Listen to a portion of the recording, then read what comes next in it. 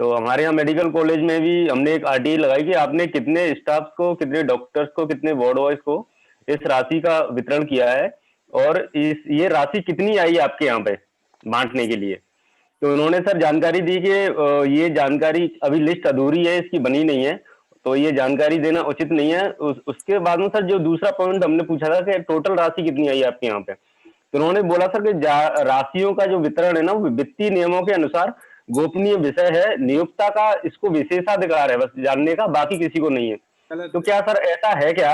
और दूसरी बात क्या है सर, जो राशि आई ना स्टाफ को, डॉक्टर्स को खाते में, तो किसी को 40,000 दे दी, किसी को 2 लाख रुपए दे दिया, किसी को 1 भी रुपया नहीं मिला, किसी को 100 दे दिए, किसी को 150 दे दिए, इस तरह की अनियमितताएं देखी गई।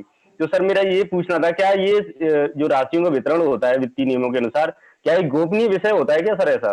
कोई गोपनीय विषय नहीं है। धारा 4 में तो ये जो भी रिम्बर्समेंट और ये तमाम चीजें जो होती हैं, जो भी फंड दिया जाता है रिम्यूनरेशन के तौर पर, वो सब देने योग्य, वो स्वतः देने योग्य विषय है। जी, और देवेंद्र अग्रवाल जी एक इनका मोबाइल नंबर पूछ रहे हैं, तो राज तिवारी जी आप अपना मोबाइल नंबर इसमें ड्रॉप कर दें। जी सर बिल्कुल। जी डॉक्टर साहब कुछ बोल रहे थे। ये बता रहा था, आयुष्मान योजना में जो सरकारी संस्थाएं हैं उनको जो पैकेज की राशि मिलती है, उसमें से कुछ पैसे की जो भी राशि मिली है उसमें प्रोत्साहन के रूप में डॉक्टर्स और बाकी स्टाफ को वितरित किया जाता है। इसके गवर्नमेंट के प्रॉपर सेट रूल्स हैं कि डॉक्टर को कितने % मिलेगा, स्टाफ नर्स को कितना मिलेगा, किसको कितनी राशि मिलेगी, प्रॉपर रूल्स हैं इसके, प्रॉपर सर्कुलेटेड रूल्स हैं, सभी एम्प्लॉइज को सर्कुलेट किया। हमारे यहाँ तो मैं ही देखता हूँ इसको, तो मैंने सबको सर्कुलेट किया हुआ है कि आपको इतने % मिलना है। और केस की फाइल जो है जिसमें जिसका नाम है, केस की फाइल में अगर मेरा नाम लिखा हुआ तो उसमें डॉक्टर का नाम, मतलब मैं हूँ, स्टाफ नर्स का जितना नाम लिखा हुआ तो वो फाइल तो यही स्टाफ ही हैंडल करता है जो भी ट्रीटमेंट दे रहा है पेशेंट को। भाई कि इस मरीज को मैं सेवाएं दे रहा हूँ तो उसमें मेरा नाम लिखा है कि बगल वाले का लिखा हुआ है। जिसका नाम लिखा रहता है वो फाइल चली जाती है और जितना इंसेंटिव आया उसका, उसके हिसाब से उनको अकाउंट सेक्शन राशि बांट देता है। मुझे लगता है इसमें तो बहुत ही ट्रांसपेरेंट रूल्स हैं। नहीं, मैं बताऊं सर क्या है आपको, जैसे ऑर्थोपेडिक में जैसे हुआ पेशेंट, तो वहाँ इम्प्लांट बहुत सारे लगते हैं, तो बहुत सारा पैसा आया, कमीशन का पैसा वहाँ बहुत हुआ, तो वहाँ के स्टाफ को ज्यादा पैसा मिल गया। बाकी कुछ ऐसे डिपार्टमेंट, डेंटल में तो पैसा ही नहीं आया, क्योंकि वहां तो ज्यादा पैसा नहीं आया। डेंटल वालों ने काम, वो सर डिपार्टमेंट वाइज पैसा नहीं है, वो अगर ऑर्थोपेडिक्स वालों ने 10 केस को ऑपरेट किया और 10 केस में जो पैसा आया 1 लाख रुपए आया और उसका 10% डॉक्टर को मिलना, तो डॉक्टर को 10,000 रुपए मिल जाएगा ऑर्थोपेडिक्स वालों को। और डेंटल वालों ने काम नहीं किया तो उनको बिल्कुल पैसा, उनको डॉक्टर को बिल्कुल कुछ नहीं मिलेगा। वो यूनिफॉर्म नहीं है कि सबको पैसा बांटना है। नहीं, लेकिन सर मैं ये बोल रहा था कि स्टाफ की जो भर्ती हुई है, नर्सिंग स्टाफ की या वार्ड बॉय की, वो किसी एक पर्टिकुलर डिपार्टमेंट के तहत नहीं हुई है, वो एक हॉस्पिटल के तहत हुई है कि मेडिकल कॉलेज के नाम से भर्ती है ये। अब सर हुआ क्या कि ऑर्थोपेडिक वालों को ज्यादा मिल गया क्योंकि वो 3-4 महीने से काम कर रहे हैं, बाकी कुछ स्टाफ फिक्स नहीं है या वार्ड बॉय फिक्स नहीं है, वो इधर उधर घूम रहे हैं। अब वो इस बात को लेकर परेशान है कि भैया हमें पैसे नहीं मिल रहे। आपको उसमें जांच करनी है, अगर आरटीआई लगानी है ना, तो आप उसमें ये देखिए कि पर्टिकुलर किस अस्पताल ने किस विषय पर कितने कितने अधिक से अधिक पैसे लिए। आप वहां पर फोकस करेंगे तो आपको शायद कुछ ज्यादा जानकारी मिल पाएगी कि पर्टिकुलर। इसमें मेन लिटिगेशन क्या होती है कि मेरी ड्यूटी लगा दिया किसी ने, उन्होंने ऐसी जगहों पे ओपीडी में लगा दिया। अब ओपीडी में तो बिल्कुल पैसा नहीं है, ओपीडी में तो पैसा मिल ही नहीं रहा है, तो जो ओपीडी में स्टाफ काम कर रहा है उसको पैसा नहीं मिलेगा। और जो हड्डी विभाग में या किसी वार्ड में काम कर रहा है वो उसको पैसा मिलेगा क्योंकि मरीज वहां भर्ती है, उस मरीज की केयर उसने किया है, तो उसका इंसेंटिव राशि उसको मिलेगा। इसमें जो आपके ड्यूटीज लगाते हैं जो भी एडमिनिस्ट्रेटर हैं, उनसे ये बात उनके सामने आप ये रखिए कि सर इस योजना से हम वंचित रह जा रहे हैं क्योंकि हमारी ड्यूटी पर्टिकुलर डिपार्टमेंट में है, तो रोटेशन वाइज ऐसी ड्यूटीज लगाएं कि सभी स्टाफ की सभी जगह ड्यूटी लग जाए, तो ये समस्या मुझे लगता है सुलझ जाएगी। सही है। और ये मेडिकल क्षेत्र का बहुत सारा इशू है, इनफैक्ट इसमें टाइम पर रहता है, बहुत सारे प्रॉब्लम्स हैं इंटरनल, इतने सारे इसमें इश्यूज हैं, इसको एक तरह से अनर्थ कर पाना, मतलब इसको बाहर निकाल पाना, to unearth it, it's very difficult. और लोगों को बहुत ही ज्यादा इसमें काम करने की आवश्यकता है। जो एजेंसीज हैं इसमें, जो फार्मास्यूटिकल्स हैं और बहुत सारे जो भी इसका सप्लाई चेन से लोग जुड़े हुए हैं, दवाओं के और मेडिकल फैसिलिटी का, तो ये बहुत ही एक कॉम्प्लिकेटेड इशू है।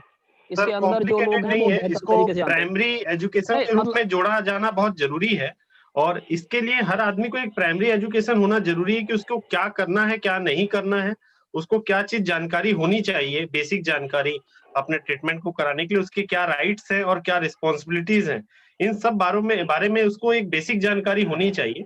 और निश्चित तौर पे समय समय पर अगर आप लोग ये कार्यक्रम करते रहेंगे तो हमारे साथियों के जरिए से इस तरीके की बात आगे बढ़ती रहेगी। और मैं इस चीज के लिए आपका बहुत कृतज्ञ हूँ कि आपने इस तरीके का कार्यक्रम आयोजित किया। बहुत बढ़िया कार्यक्रम है और इस तरीके से ही प्रचार प्रसार होता है, लोग अवेयर होते हैं।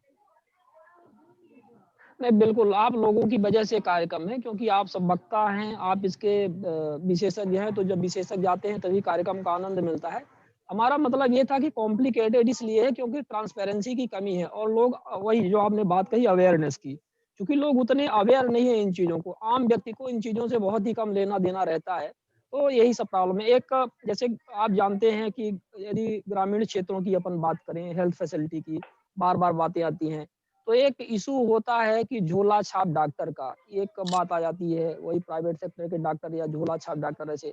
अब हम सब जानते हैं कि हमारे ही गाँव में कम से कम 4-5 ऐसे डॉक्टर होंगे जो इस तरह से दवाइयाँ करते हैं। तो अब सवाल ये है कि अब ऐसे लोग कहते हैं कि इन पे एक्शन लेना ज़रूरी है। कई बार बातें आती हैं पेपरों में, पत्रिकाओं में, लोग कंप्लेंट भी करते हैं, इश्यू बार-बार रेज़ करते हैं। फिर बात आती है कि इन पे कार्यवाही, तो कार्यवाही यदि इन डॉक्टरों में कर दी जाए, सपोज़ करिए एक तरह से लाइन से, वैसे होती रहती है समय-समय पर, जो ज़्यादा गड़बड़ करते हैं तो। लेकिन यदि लाइन से कर दी जाएगी तो जो ग्रामीण क्षेत्र की जो हेल्थ फैसिलिटी है, उसका क्या होगा? क्योंकि यहाँ पे आप हमारे आस-पास आ जाइए, बहुत सारे ऐसे हॉस्पिटल हैं जो उप स्वास्थ्य केंद्र कहलाते हैं या कि ब्लॉक लेवल के जो हॉस्पिटल हैं, वहाँ पे कॉम्पिटेंट मतलब डॉक्टर्स आपको नहीं मिलेंगे वहाँ पर और बहुत सारे जो डॉक्टर्स हैं जिनको ग्रामीण क्षेत्रों में पोस्टेड किया जाता है, वहाँ पे आते नहीं हैं या कि यदि पोस्टेड भी हैं तो शायद हफ्ते 10 दिन में कभी 1 आध बार यदि दिख गए तो इस तरह से। तो ये लोग अब इन लोगों के लिए जैसे कोई भी छोटी-मोटी प्रॉब्लम हो गई, यदि डायरिया की प्रॉब्लम हो गई या कि इनको बुखार आ गया, सर्दी-खाँसी या नॉर्मल जो भी है। अब आजकल तो सर्दी-खाँसी नॉर्मल नहीं रहा, लेकिन एक बात के तौर पे कह रहे हैं कि मान लीजिए पहले का अपन टाइम माने जब कोरोना नहीं था तब की बात अपन करें तो सर्दी-खाँसी नॉर्मल, बुखार, डायरिया ये। तो इन सब बातों के लिए तो व्यक्ति झोला-छाप डॉक्टर के पास चला जाता है, मेडिकल स्टोर में चला जाता है, जा कर के दवाई लाया, खा लिया, ठीक हो गया। वैसे टीवी में प्रचार भी आता रहता है कि इस दवाई के लिए खाओ, डी कोल्ड खाओ, क्रोसिन खाओ, पैरासिटामोल ले लो, ये सारी चीज़ें। और ज़्यादातर ये डॉक्टर यही दवाइयाँ मतलब देते हैं, इंजेक्शन लगाते हैं। तो ये भी एक इश्यू है। अब सवाल ये है कि जब सरकार की इतनी बेहतर स्थिति नहीं है कि वो डॉक्टरों को या वो फैसिलिटी उपलब्ध करवाए। आशा कार्यकर्ताओं की आपने बात करी है। बहुत नीचे लेवल के जो फैसिलिटी डॉक्टर की जो फैसिलिटी है उसकी आपने बात करी हुई है, कंपाउंडर या जो भी बोले इस तरह से होते हैं। लेकिन वहाँ तक भी काम सही तरीके से नहीं हो पाता है। ये सरकारी दवाएँ कहाँ कितना आती हैं, कितना वितरण होता है, नियमानुसार तो ऐसी सूची होनी चाहिए। नियमानुसार तो ये होना चाहिए कि गाँव-गाँव में आशा कार्यकर्ता या आंगनबाड़ी कार्यकर्ता जो भी हैं वो जा कर के इन सारी चीज़ों की जानकारी दें, लोगों को अवेयर कराएँ। लेकिन ऐसा होता कहीं कुछ नहीं है, हम सब जानते हैं। कि ना कोई आशा कार्यकर्ता ध्यान दे रहे हैं, ना कोई इस तरह से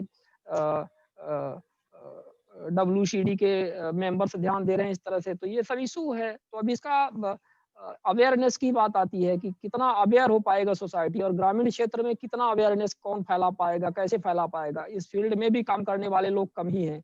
जो लोग काम करते हैं, उनको भी बहुत सारे चैलेंजेज़ हैं यहाँ पे काम करने के लिए। तो सरकारों को इस पर भी ध्यान देना चाहिए और जो भी मेडिकल काउंसिल्स हैं, जो जिसकी मॉनिटरिंग करने वाले हैं, ये सब बहुत एक ग्राउंड की रियलिटी जो है और जो थ्योरेटिकल बातें हैं, जो किताबों में लिखी है, उनमें बहुत ज़्यादा गैप है। तो कुल मिलाकर के ये बातें समझ में आती है और अब हमें लगता है कि पौने 2 के आस-पास हो रहे हैं। मैं माननीय क्लोजिंग श्री राहुल सर से अब अनुरोध करूँगा कि वो इस विषय पर आगे कहें, क्या किया जाए? नहीं, बस अब हम लोग प्रबंध रैप अप हुँ। अगली वीक के लिए फिर आत्मजीत जी आप बताएं अगर कोई टॉपिक अगली वीक के लिए अगर आपके पास कोई विषय हो इसमें जिस पे हम लोगों को वो आपका आत्मदीप जी आप वॉल्यूम आवाज नहीं आ रही है, म्यूट है।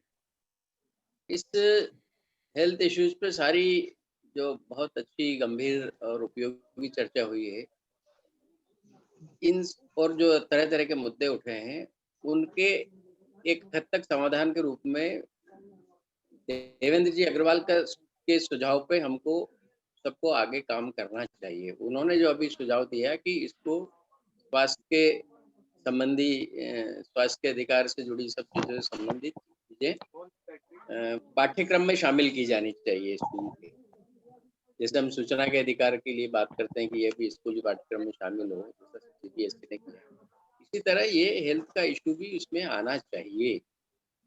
इसके लिए हमें अपने स्थानीय सांसद, विधायक के जरिए हम अपनी मांग आगे बढ़ाने का प्रयास कर सकते हैं। जो विभिन्न जन संगठन है उनके माध्यम से, मीडिया के माध्यम से इस विषय में माहौल बनाने का प्रयास किया जाना चाहिए।